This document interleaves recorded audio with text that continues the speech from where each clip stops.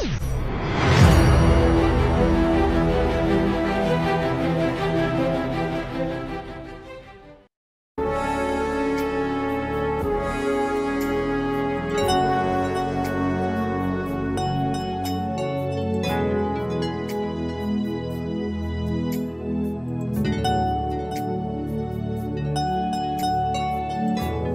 mensonge de l'autosuffisance éloigne les hommes de Dieu.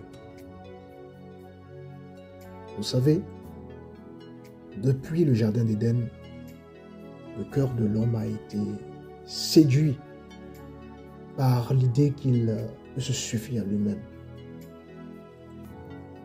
Ce mensonge, introduit par le serpent, c'est-à-dire par Satan, à l'égard de nos premiers parents. Parce que quand nous allons au début de l'histoire, au début de l'humanité, Satan va se présenter à un moment donné de l'histoire à nos premiers parents. Et dans le livre de Genèse chapitre 3, le verset 5, Satan dira ceci à nos premiers parents, je cite, « Vous serez comme des dieux ».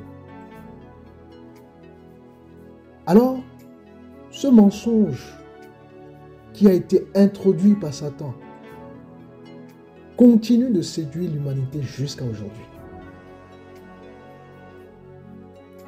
L'autosuffisance est une illusion qui donne à l'homme le sentiment de contrôler sa vie sans dépendre de Dieu. Et quand on a cette mentalité, cela conduit inévitablement, n'est-ce pas, à un éloignement spirituel, à une séparation avec Dieu. L'autosuffisance, ça fait croire que l'homme est capable de vivre sans Dieu, l'homme est capable de réussir sans Dieu, l'homme est capable de se maintenir, n'est-ce pas, par ses propres forces, sans avoir besoin de Dieu. Et le monde modèle actuel dans lequel vous et moi nous séjournons, n'est-ce pas, avec ses avancées technologiques, avec ses avancées scientifiques, malheureusement, continue d'alimenter cette illusion. Avoir cette mentalité, c'est vivre dans l'illusion que les compétences humaines, que les richesses matérielles, que la technologie, même la sagesse personnelle, suffisent, n'est-ce pas, pour affronter les défis de la vie, garantissant la satisfaction de l'âme. Et pourtant, la parole de Dieu nous rappelle que l'homme est limité et que toute chose vient de Dieu. Permettez-moi de vous lire quelques paroles de Dieu. Nous sommes dans l'évangile de Matthieu chapitre 7, le verset 26, qui dit, je cite, « Mais quiconque entend ces paroles que je dis et ne les met pas en pratique sera semblable à un homme insensé qui a bâti sa maison sur le sable. » Donc vous voyez que sans Dieu, l'homme perd son véritable fondement et construit sa vie sur du sable. Alors, cette fois-ci, nous sommes dans le livre de Psaume, chapitre 103, le verset 15, qui dit ceci, je cite, « L'homme, ses jours sont comme l'herbe, il fleurit comme la fleur des champs. Lorsqu'un vent passe sur elle, elle n'est plus, et le lieu qu'elle occupait ne la reconnaît plus. » Voilà un portrait de l'homme, chers amis. Et donc vous devez comprendre que l'autosuffisance est fondée sur plusieurs choses. La première chose, l'autosuffisance est fondée sur l'orgueil humain. L'orgueil humain, c'est une disposition à croire que nous pouvons nous élever par nous-mêmes sans aucune aide divine. Voyez-vous, l'autosuffisance est également fondée sur la tromperie du monde. La société moderne valorise, n'est-ce pas, l'indépendance et l'accomplissement personnel, incitant les uns et les autres à penser qu'ils sont maîtres de leur destin, maîtres de leur vie, tout simplement. L'autosuffisance est également fondée sur l'ignorance spirituelle. Beaucoup ne reconnaissent pas que chaque souffle de vie vient de Dieu. Les gens oublient que toute capacité humaine, n'est-ce pas, est un don de Dieu. Alors, quelles sont les manifestations du mensonge de l'autosuffisance? Il y a plusieurs manifestations au mensonge de l'autosuffisance. Voyez-vous? Et la première manifestation, je dirais, de l'autosuffisance est le refus de dépendre de Dieu.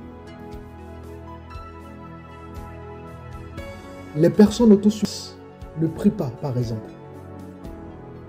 Les personnes autosuffisantes, n'est-ce pas, ne cherchent pas la volonté de Dieu dans leur vie, par exemple.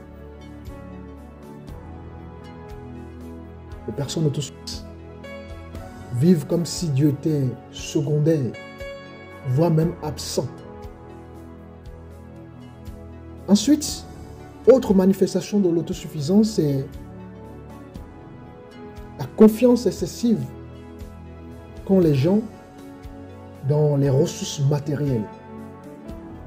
Vous savez, l'homme met généralement sa foi dans ses biens, ou dans son travail, ou encore dans sa position sociale, pensant que ces choses, n'est-ce pas, le protégeront des incertitudes de la vie. Et enfin, autre manifestation de l'autosuffisance, c'est le rejet des limites humaines. Ceux qui croient en l'autosuffisance tentent souvent de dépasser, n'est-ce pas, leurs limites, ignorant que l'homme est limité par nature, ignorant que l'homme est dépendant de Dieu, est dépendant de son Créateur. Alors tout ceci n'est pas bien évidemment sans conséquence. L'une des conséquences de l'autosuffisance, c'est l'éloignement de Dieu. Parce que quand vous pensez que vous pouvez tout accomplir seul, vous fermez votre cœur à Dieu. Autre conséquence, c'est que l'homme cesse de reconnaître son besoin, n'est-ce pas, de Dieu. Cela le conduit à l'orgueil, bien évidemment, qui est une abomination devant le Seigneur. Le livre de Proverbes, chapitre 16, le verset 18, dira ceci, je cite, « L'orgueil précède la ruine. » Voyez-vous?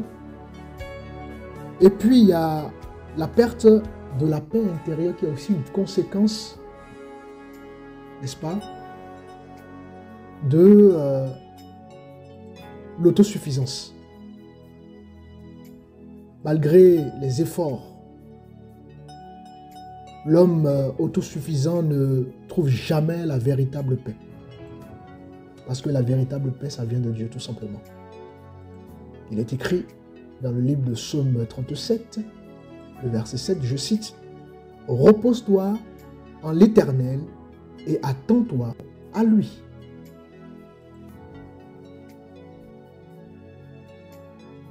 Et donc, vous devez reconnaître votre dépendance envers Dieu.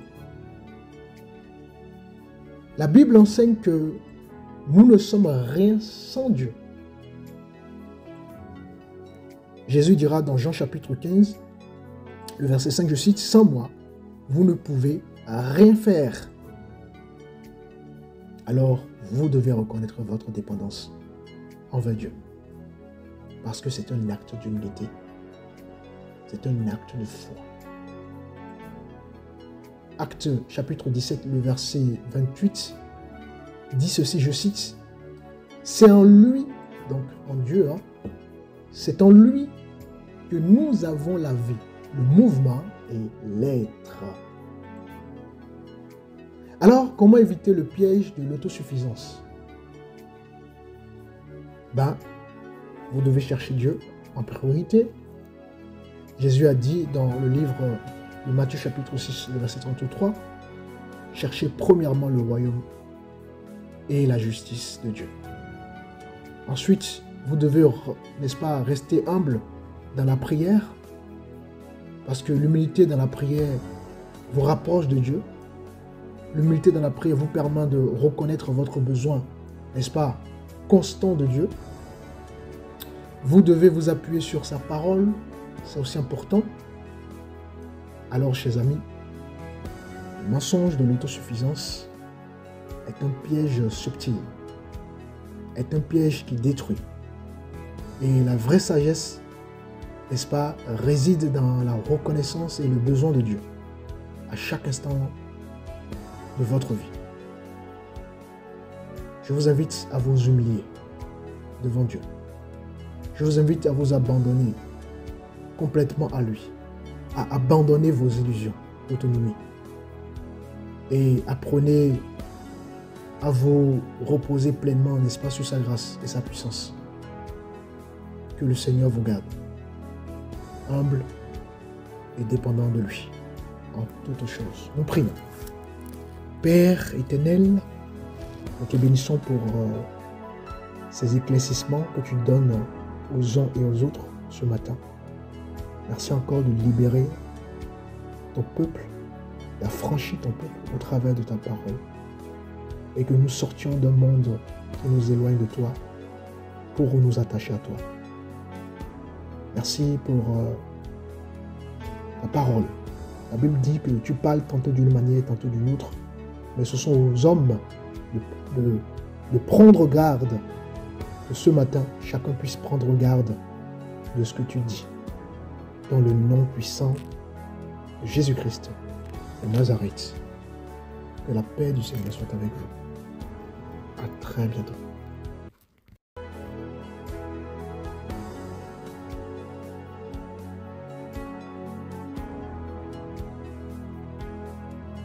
Ministère d'Autres Christo, une communauté de foi engagée, conduite sous l'onction de l'appel de Dieu, pasteur Mathieu Rodon, visionnaire de l'œuvre. Notre mission est d'apporter un enseignement profond et accessible à tous, basé sur l'enseignement du Christ.